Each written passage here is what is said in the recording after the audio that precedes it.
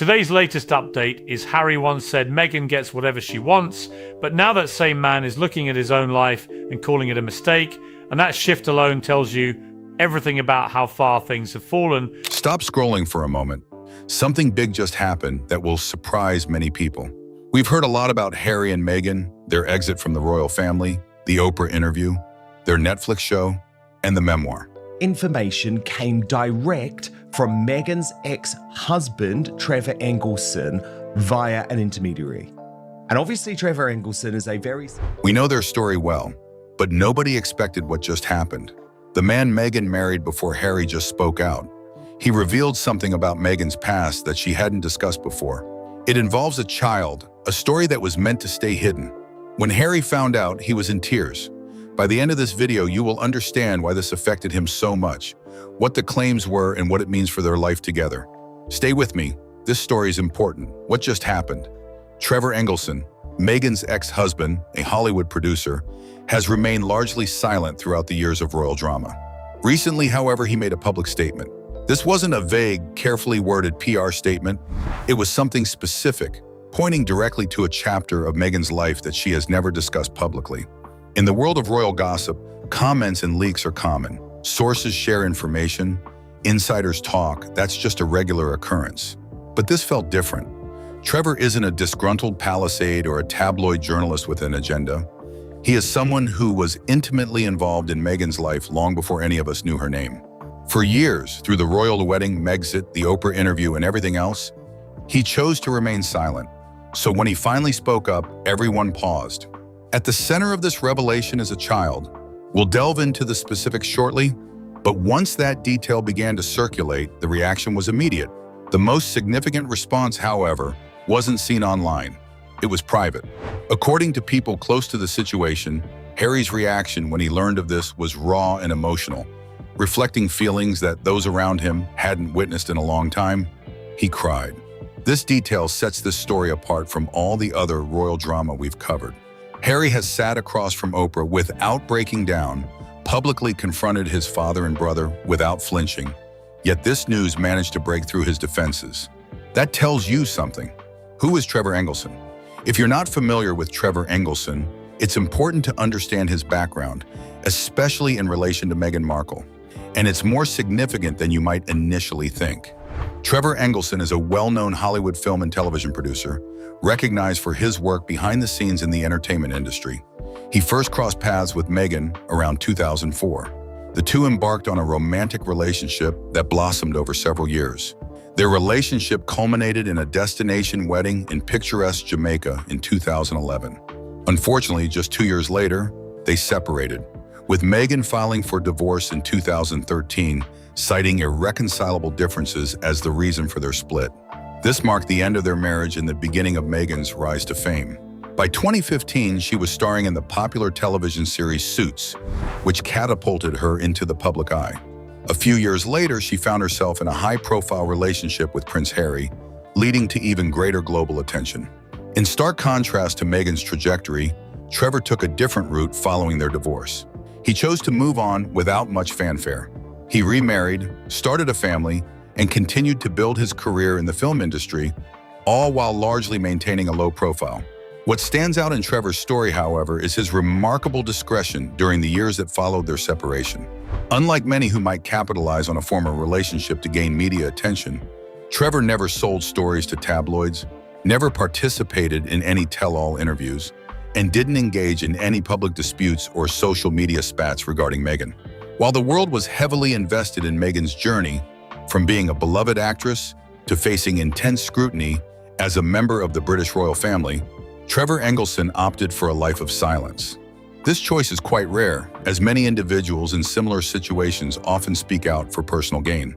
Therefore, when someone like Trevor, who has maintained a quiet, respectful distance from the public conversation about Meghan for over a decade, suddenly decides to break his silence, it prompts critical questions.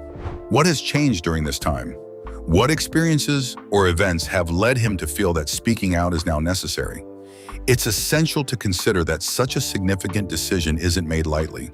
Rather, it suggests that something substantial has occurred to push him beyond his previously held resolve to remain quiet. people typically don't break a silence that has lasted for 10 years without a compelling reason. When they do choose to speak out, it often indicates that they have reached a tipping point where the motivation to share their perspective outweighs the risks of re-entering the public discourse. Whatever has inspired Trevor to express his thoughts and feelings must finally be significant enough to warrant his departure from a self-imposed media exile. The abandoned child claim. All right, let's dive into this topic with the seriousness it warrants, as it touches on sensitive allegations that should not be treated lightly or dismissed as mere gossip. What has recently surfaced involves troubling allegations concerning a child associated with Meghan Markle's past, events that occurred well before she entered the public eye and have not been publicly recognized by her to this day. The term being used to characterize this situation is notably serious: abandoned. However, it's crucial to clarify that this abandonment is not depicted in a sensationalized, villainous manner. Rather, it describes an individual who was once actively involved in a child's life, but then inexplicably withdrew from that role without warning or explanation. It's essential to emphasize that these are still just allegations. Our intention here is to report on what has been claimed and explore the reasons why these claims are being taken seriously by those who are familiar with the circumstances. This is not a declaration of guilt.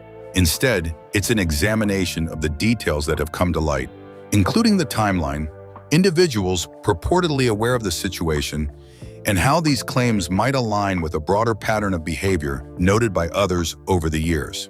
What makes these allegations particularly difficult to dismiss is the context in which they arise. If they were entirely unfounded, if they appeared out of nowhere without any supporting details, corroboration, or a logical timeline, it would be relatively straightforward to disregard them. However, that's not the case here. Those well-informed about this narrative argue that this context is precisely what gives these claims their weight and credibility. We will delve into this interesting pattern of behavior shortly. But first, it's important to turn our attention to Prince Harry's response to these allegations. Understanding the emotional turmoil he's reportedly faced in reaction to this situation requires a deeper understanding of his character and who he is at his core. Harry's reaction and why it hit so deep. Here's where it gets genuinely human. When you hear that Harry cried over this, it's easy to react cynically. However, let's take a moment to understand the psychology behind it, as it actually makes a lot of sense. Harry lost his mother when he was 12 years old. Diana's death was sudden, and by his own account, through his memoir and various interviews, he has spent decades not fully processing that grief. He has spoken openly about feeling abandoned, not just by his mother's death, but also by the institution, his family, and a system that encouraged him to keep moving forward without acknowledging his feelings. For Harry, abandonment isn't just a word, it's the central wound of his life. Now, enter Meghan. Harry didn't just fall in love with her. He built his entire new life around her. He left his family, his country, and gave up his title, his relationships, and his home. He risked everything on the belief that she was exactly who she claimed to be. Now, the man Meghan was married to before Harry is connecting her to a narrative about abandonment. There's a psychological concept known as trauma echoing, which explains how new information can trigger old wounds. It doesn't just hurt in the present, it also reopens past pain.